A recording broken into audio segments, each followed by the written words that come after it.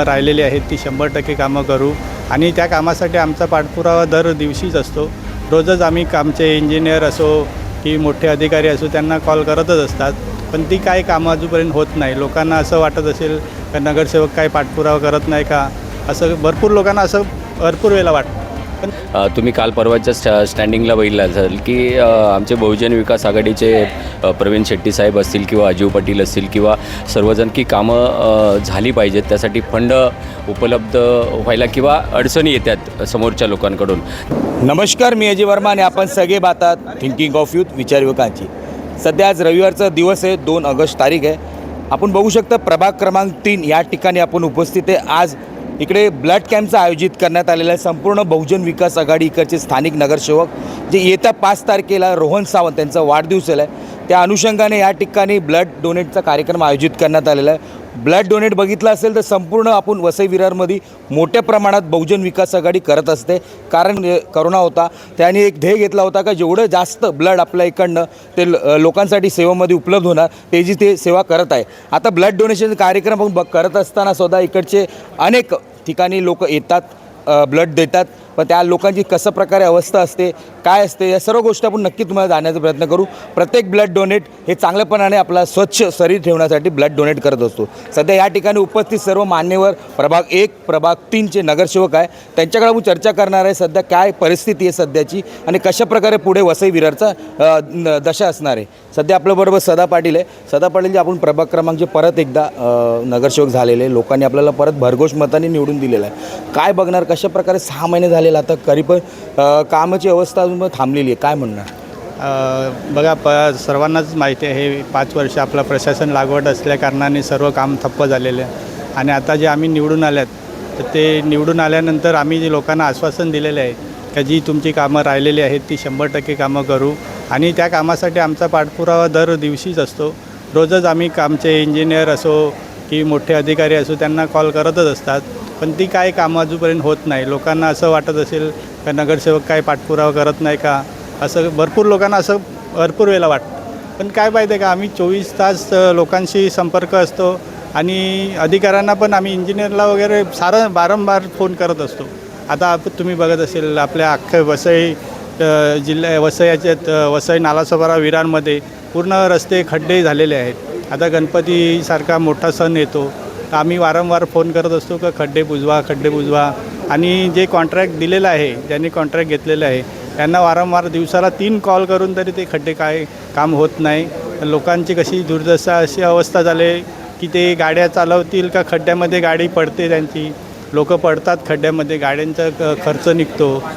काय ते अजूनपर्यंत महानगरपालिका कुठे लक्ष देत नाही. सध्या महापौर आपली सत्ता सध्या आमदार तर नाही आहे, पण वसई विरार महानगरपालिकेत आपली सत्ता आहे. कशा प्रकारे विरोधी नेहमी तुम्हाला आक्रमक असतात? विरोधी आक्रमक असतात, विरोधाचं काय विरोध करण्यासाठीच बसलेले आहेत आणि ते प्रत्येक गोष्टीमध्ये विरोध करतच असतात.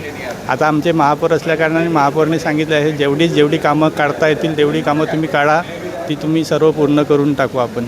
नक्कीच आश्वासन दिलेलं आहे. कारण येतच काही दिवसानंतर गणपती असेल, गणपतीला तर खड्डे महाराष्ट्राचा मोठा सण आहे. खड्डे मुक्त तर होणारच पूर्ण आपल्या प्रभागमधले. माझे 1 नंबर प्रभागमधले पूर्ण खड्डे गणपतीच्या अगोदरच भरले जातील. नक्की त्यांनी आश्वासन दिलं, त्यामुळे त्यांना दुसऱ्यांदा लोकांनी संधी दिली.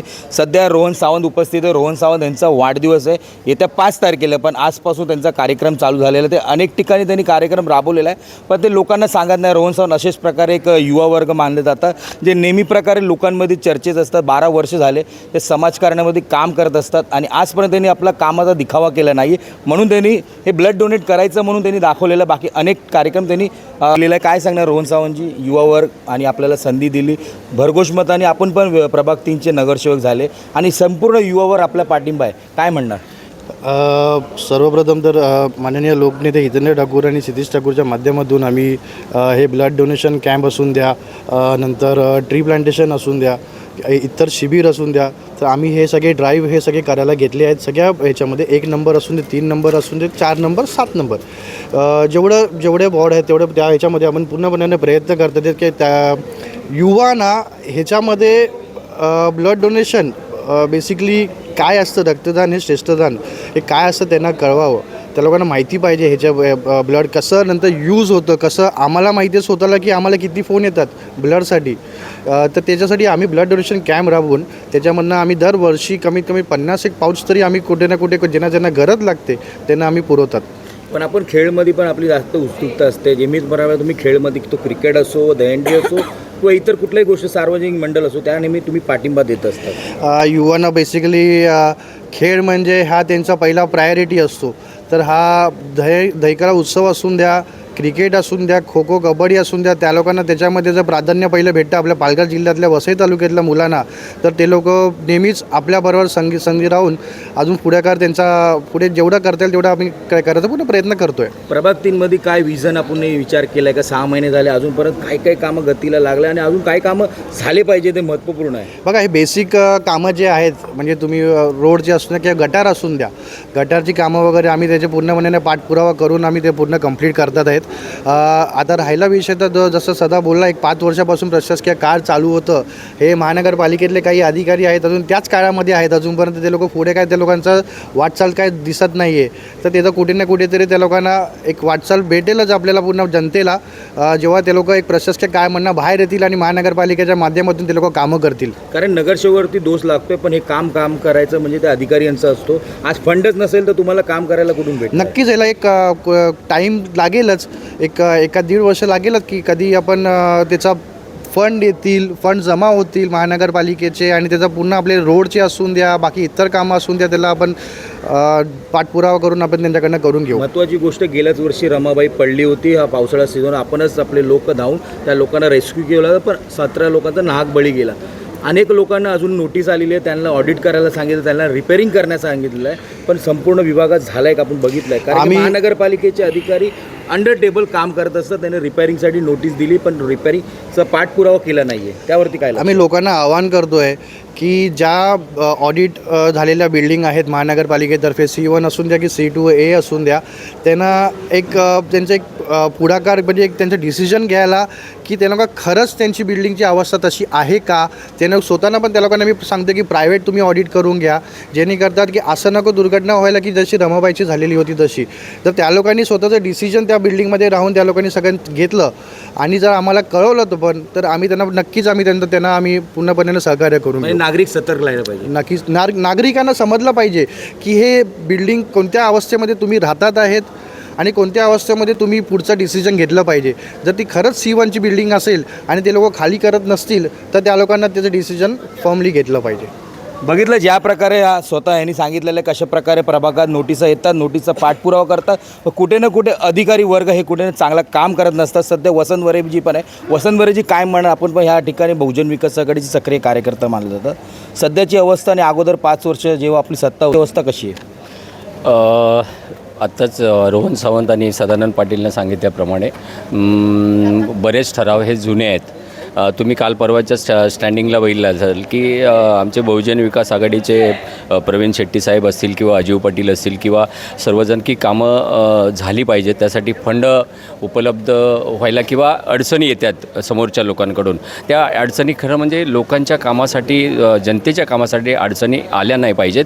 आता पावसाळा उरकल्यानंतर मला असं वाटतं की आमचे जे पदाधिकारी आहेत, साने साहेब आहेत, प्रवीण शेट्टी साहेब आहेत, अजीव पाटील आहेत आणि सर्व नगरसेवक मंडळी ही जोरात कामाला लागतील आणि दिवाळीच्या आसपास जी पेंडिंग कामं आहेत ती डेफिनेटली शहरातली जी गरजेची कामं आहेत ती सुरुवात होतील असं मला नक्की वाटतंय. चर्चा अशी पण चालू आहे महापौर आपले आणि काम भारतीय जनता पार्टीच्या अति मोठ्या प्रमाणात होतो.